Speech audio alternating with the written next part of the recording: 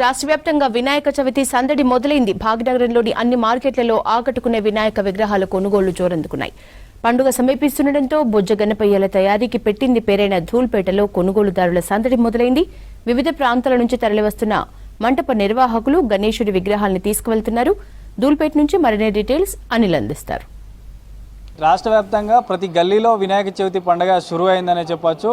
ఇక భాగ్యనగరం వీధుల్లో మాత్రం ప్రతి మార్కెట్ గల్లీ ఉన్న మార్కెట్లో మాత్రం వినాయకుని విగ్రహాల కొనుగోలుకు కూడా ఫుల్ డిమాండ్ ఉందని చెప్పచ్చు. విగ్రహాలు కొనుగోలు కూడా జోరందుకున్నాయని కూడా చెప్పచ్చు. పండగ సమీపిస్తుండటంతో బొజ్జ గణపయ్యలకు తయారీకి పెట్టింది పేరైనటువంటి ధూల్పేట నుంచి ప్రస్తుతం మనం ధూల్పేటలో ఉన్నాము. రాష్ట్రంలోని వివిధ ప్రాంతాల్లో విక్రయించేవారు పెద్ద మొత్తంలో ఈ యొక్క విగ్రహాల ప్రతిమలు తీసుకెళ్తారు. కాబట్టి రాష్ట్రంలో చవితి సందడి సురువుకు మరో 3 రోజులు ఉన్న నేపథ్యంలో పల్లె పట్టణం తేడా లేకుండా చిన్న పెద్ద కలిసి జరుపుకునే ఈ గణపతి నవరాత్రి ఉత్సవాలు కాబట్టి చాలా కోలాహలంగా జరుపుకుంటారు. ప్రతి వీధుల్లో, అపార్ట్మెంట్లో, విల్లాలలో, ఊర్లలో అంతటా జరుపుకుంటారు. కాబట్టి ఇక మార్కెట్లో కూడా వివిధ రూపాల్లో ఈ యొక్క వినాయక విగ్రహాలు కూడా కొలువుదీరాయని చెప్పచ్చు. పండగకి మరో 3 రోజులు ఉన్న నేపథ్యంలో హైదరాబాద్లోని మార్కెట్లన్నీ గణేష్ ప్రతిమలతో కిటకిటలాడుతున్నాయని చెప్పచ్చు.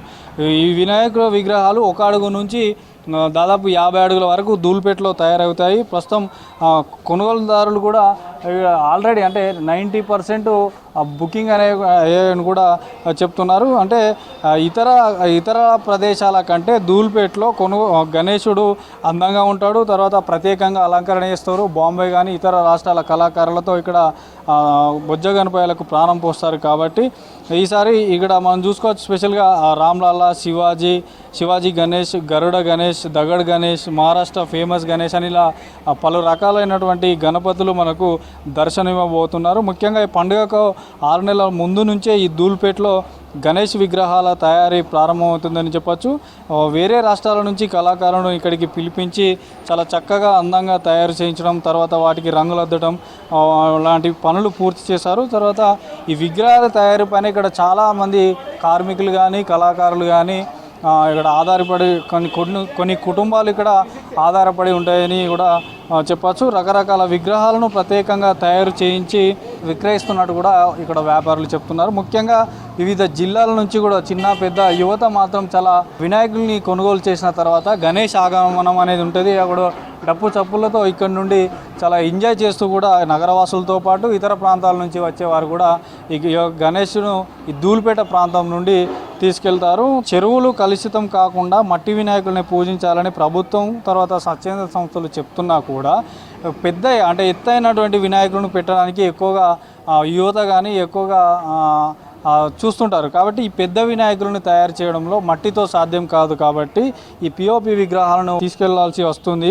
కాబట్టి మార్కెట్లో ఈ పెద్ద వినాయకులు మట్టి తయారు చేయడం చాలా కష్టం. వాటిని ట్రాన్స్పోర్ట్ కూడా అంటే ఈ తయారు చేసిన ప్రాంతం నుంచి మండపంకి తరలించే సమయంలో ఇబ్బంది అవుతున్న నేపథ్యంలో ఈ ఒక్క పిఓపి విగ్రహాలనే వాడాల్సి వస్తుందంటూ కూడా మరోవైపు చెప్తున్నారు. సో మొత్తానికైతే పండగ మరో 3 రోజులు ఉన్న నేపథ్యంలో మాత్రం ధూల్పేట ప్రాంతంలో మాత్రం విగ్రహాల తయారీ మాత్రం జోరందుకుందని చెప్పొచ్చు. అలాగే ఇక్కడ నిర్వాహకులు ఉన్నారంటే షాప్ యజమాని ఉన్నారు. డిమాండ్ ఎట్లా ఉందో తెలుసుకుందాం.